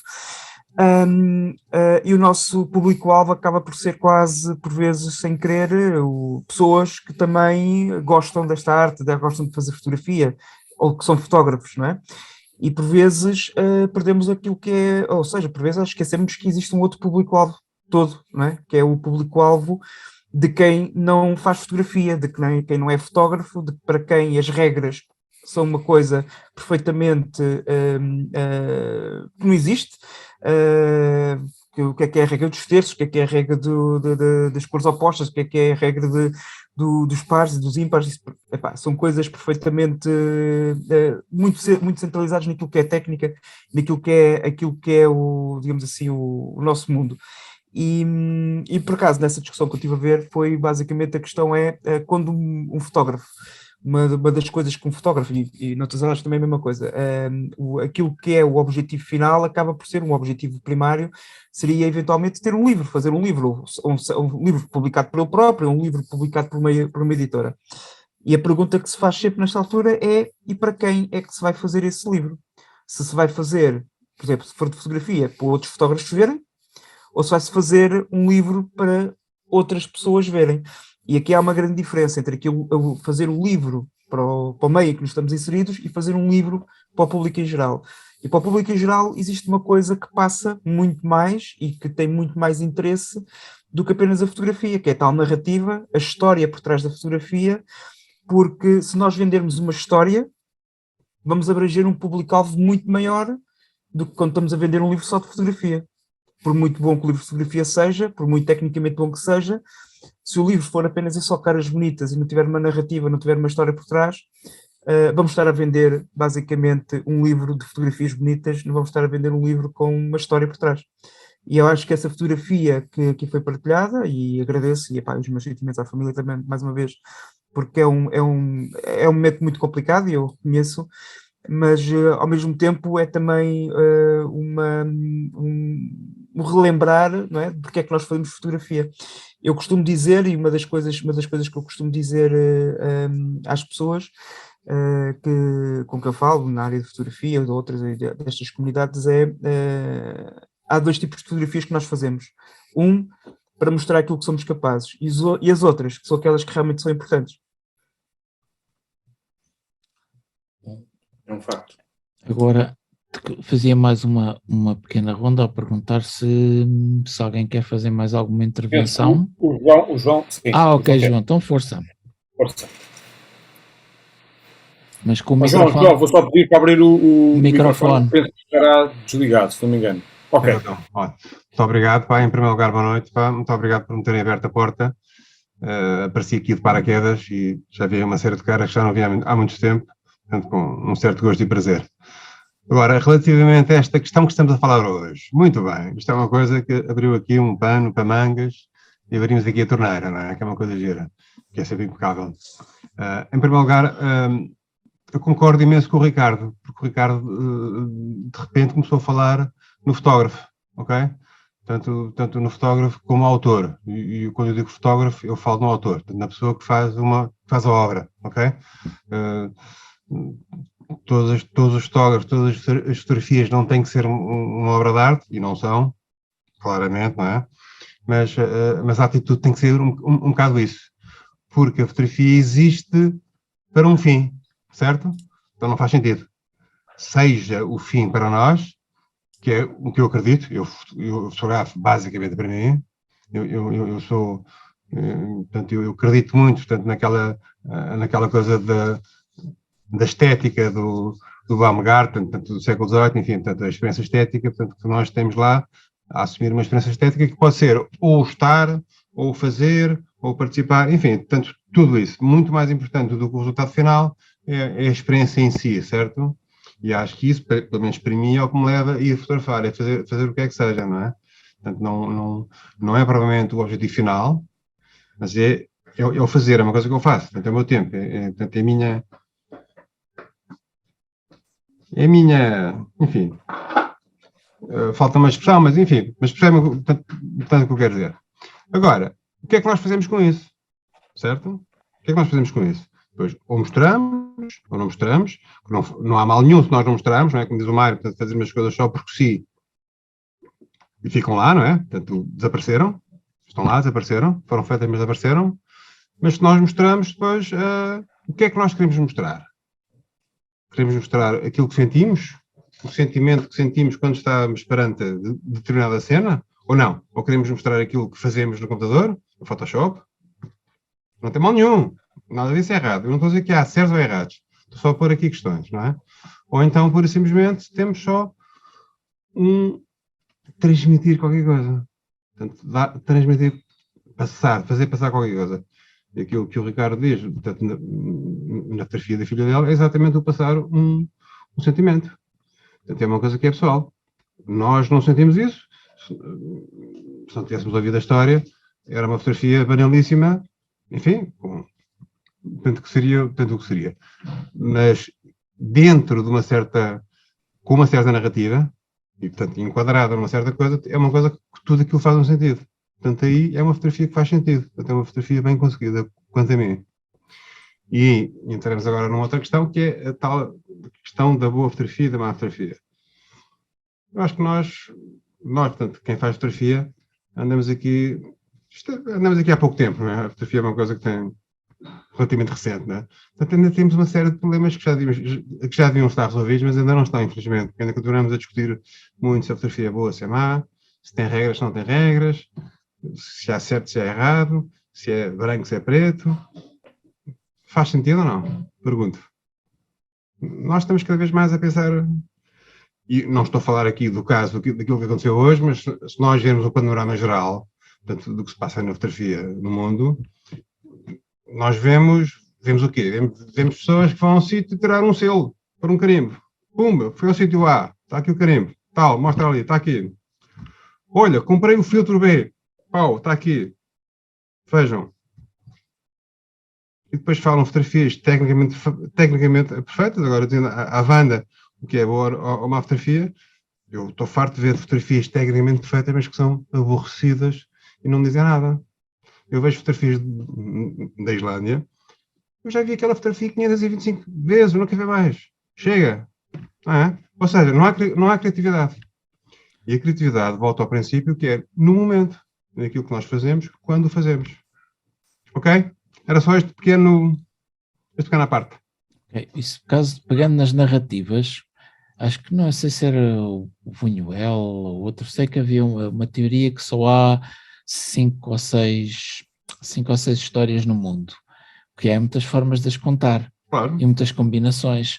Portanto, é assim, por isso é que continuamos a ver livros e filmes com base na mesma esquemática narrativa, e ou porque os diálogos são interessantes, ou porque o endeamento é diferente, ou porque os atores dão uma outra alma às personagens, ou um pintor ou um fotógrafo dá um outro twist àquilo. As mesmas narrativas continuam a ser consumidas com gosto e prazer. E acho que é com prazer que podemos ver pergunto se ainda há mais alguma intervenção. É só a última, Mário. Okay. Porque agora fostes mexer naquilo que agora foste tocar nos X da questão. Não! Só para te dizer, olha, eu não sei se foi o Buñuel que disse que havia 5 ou 6 histórias que possíveis de contar, mas eu vou-te dizer uma coisa, enquanto guionista, não há 5 ou 6, há uma. Estamos sempre a contar a mesma. Estamos a reconstruí-la como se fosse uma caixa de legos. E, portanto, a partir daquilo que nós conseguimos absorver, que entrou no nosso universo de sentido, nós reorganizamos. É só isso e nada mais. A história. Isto é uma coisa que os meus alunos detestam ouvir-me dizer, mas depois lá vêm, coitados, e lá percebem que é verdade. Só estamos sempre a contar a mesma história. Não são 5 ou 6, é uma. Ok? Sim. Qual é, já agora? Qual é? Olha, é aquela que o cantor... É a história da vida. Olha, é o canto Vida. disse isso de uma forma lapidar, como só os alemães conseguem dizer quando são chatos. Quem eu sou, de onde eu venho e para onde eu vou. Ponto. Não há mais nada a dizer. Como diria o imortal série, quem és tu, Zé Gato? Eu também. Bom, então olha, eu acho que provavelmente, com alguma certeza, poderia dar esta primeira edição de 2022 da Barca das Imagens por finda. Muito obrigado a todos. Eu posso só colocar uma provocação, Mário? Claro, com certeza. É demorar isto mais 2 horas. Não, é muito rápido. Ainda dá para falar. É muito rápido. Só colocar uma questão ao Mário, que tocou num ponto que tem teclado e guitarras e que faz experiências e testes e faz experimentação e portanto, tem algumas coisas guardadas que para ele não fazem jeito nenhum. Eu faço um bocadinho esse exercício. Está aqui o teclado, também tenho guitarras e gravo em casa e componho e de facto não tenho nada para mostrar no lado da música. Eu peço desculpa, eu vou mudar o verbo, não é mostrar, é partilhar. Eu acho que a palavra partilha é que faz mais sentido. Mas, Mário, quando sair uma coisa que faça efetivamente sentido e que não seja só isso que tu disseste, que só tem coisas que não fazem sentido. E um dia que sai uma coisa que faça mesmo sentido, sentes ou não sentes o ímpeto da partilha e de querer que... Sim, sinto. Aliás, eu até tenho uma conta, como é que é aquela coisa só de música? SoundCloud para aí? A SoundCloud, sim, tem lá umas coisas, mas sim, e já partilhei em âmbito de um workshop fechado, já partilhei uma série de coisas que fiz que realmente, ok, eu acho que isto está bom para ser partilhado. E sabe bem? Sim, sabe, e disserem, gostei, sim, isso sabe bem. Agora, coisas que é mesmo só fazer experiências e fazer barulho e divertir-me. O genérico aqui da Barca é teu, não é? Pá? Sim, foi uma experiência. O vídeo de introdução. E eu com isto percebi que a razão pela qual eu não partilhei as coisas é a mesma falta de qualidade. Obrigado, Ricardo, deste-me assim uma luz para eu tentar perceber o problema dos meus... com a história, Ruben? Como pensas com histórias? Sim, tenho várias, aliás. Sim, mas eu por acaso queria só terminar, porque também já é muito tarde, mas queria só dizer isto. Eu acho que todos nós aqui que estamos aqui, acho que temos o nosso perfil, a nossa forma de olhar para a fotografia e para as imagens e para aquilo que é a partilha. Eu acho é que hoje em dia existe aqui um fenómeno que faz com que exista uma destruição, por vezes, até dessa narrativa que deveria existir na fotografia que não há, que é a necessidade da aceitação social, a necessidade de estar presente nas redes sociais, a necessidade de partilhar por partilhar. E repetindo da mesma forma X vezes porque nós queremos, porque existe aquela ideia de que uma fotografia ou uma imagem ou um produto, qualquer coisa que de repente torna-se viral, então eu também tenho que mostrar alguma coisa no mesmo sentido e igual. E por isso é que por vezes as pessoas tendem a ficar saturadas, porque, como estava a dizer há bocado, Ricardo, é verdade, a gente ver a mesma fotografia não sei quantas vezes igual, não é? Ou ver sempre a mesma coisa, às tantas nós começamos a ficar de tal maneira saturados visualmente que perdemos o interesse nas coisas, não é? Eu pelo menos sinto isso. Por exemplo, há comunidades que eu participava e que eventualmente deixei de participar, porque é sempre a mesma coisa, sempre igual, mesmo quando as fotografias são diferentes, o tema e aquilo que está por baixo, nota-se que é sempre a mesma coisa. Lá está. João, isso já não é fotografia. Isso é outra coisa que não tem nada a ver com isto. É TPL, chama-se TPL. Trabalhar para o like. Exatamente. Olha, aquilo que o João Quintela dizia há pouco, eu acho que tem a ver com isto. Vocês não se esqueçam de uma coisa. Com este advento, já não é advento nenhum, não é? Das redes sociais online, o sentido de pertença, ou a sensação de pertença, passou a ser um sentido de presença, ou de estar em algum lado, não é? E o sentido de posse é o ter acesso a... Portanto, a necessidade quase visceral de partilhar alguma coisa num sítio, quase como se a minha identidade estivesse posta em causa, se não o fizesse, leva a que, desculpe o termo, qualquer porcaria serve para fazer um post, não é? E acho que é um bocadinho isso que também estamos aqui a falar, ou seja, a quantidade invariavelmente dá espaço, ou ocupa o espaço daquilo que poderia ser a diversidade. E efetivamente nós temos e vivemos de facto num mundo em que cada um quer mesmo fazer parte de alguma coisa, e mais que não seja porque o outro também já faz. E isso aí muitas vezes leva aqui a originalidade, que acho que também era um bocadinho esse o problema que o João Quintela tentava aflorar, deixe de existir de uma forma tão interessante como... Mas é que isso já é uma coisa completamente diferente, não tem nada a ver com narrativa, não tem nada a ver com fotografia, não tem nada a ver com música, não tem nada a ver com nada. É só publicar coisas de onde estou a almoçar e o que é que estou a comer, mais nada. As redes sociais deram um novo sentido ao velho dito: quem não aparece esquece. Simplesmente o que era uma coisa, a gente às vezes aparecia, sei lá, uma vez por mês, vá lá uma vez por semana e agora pronto. todos os dias, não é? Agora, porque a aceleração da vida é, se tu estás uma semana sem fazer um post e as pessoas não gostam, desaparece, ou seja, na realidade desapareces do feed das pessoas. As próprias redes promovem isso. Claro. Se tu não fazes posts regulares, eu não faço posts regulares. Eu passo às vezes semanas que não meto nada em lado nenhum. De repente meto 2 ou 3 fotografias e lá me aparece uma outra pessoa a ver a foto. Sim, porque mas se fizeres a experiência que é de fizeres uma fotografia todos os dias, àquela hora, as próprias redes sociais puxam-te e provocam. Não puxam, pá, eu ponho uma imagem todos os dias à mesma hora e tenho só um like ou 2, pá. Não, mas é porque as fotografias não prestam. Também, pronto, a qualidade ainda tem algum fundamento. Exatamente. Mas é um bocado isso. Não, a sério, olha, eu ponho todos os dias de manhã uma imagem, geralmente são quadros, são pinturas, ponho todos os dias, menos ao fim de semana, e essa regularidade, porque as pessoas não põem lá gosto, portanto nem aparece a pouca gente, aparece, portanto, e as que aparecem é uma minoria os que acham interessante. Não é uma paisagem HDR, nem com o céu todo brilhante. Sim, mas isso são questões de sociabilidade e sociedade, e já não tem a ver tanto com a fotografia. Olha, eu costumo dizer que as fotografias CMTV. Ou seja, hoje em dia toda a gente gosta de fazer fotografias tipo CMTV. O que é a fotografia CMTV? É a fotografia que é tipo catchphrase, que é feita para chamar a atenção, para tu parares o teu feed, veres a fotografia, pôres um like e andares. Mas isto normalmente acontece em uma fração de segundo, 1 ou 2 segundos. E é as fotografias que são feitas apenas e só para chamar a atenção. Cores vibrantes, coisas muito específicas, ou então, pronto, aquelas fotografias típicas que chamam a atenção, não é? Mas, João, são copiadas às vezes. Estávamos aqui tão bem, tinhas que vir chamar a CMTV para aqui para o assunto, pá. Por isso, eu não falei das raparigas das mamocas ao léu, mas pronto, mas pode-se falar disso também, que é a forma fácil de ter likes.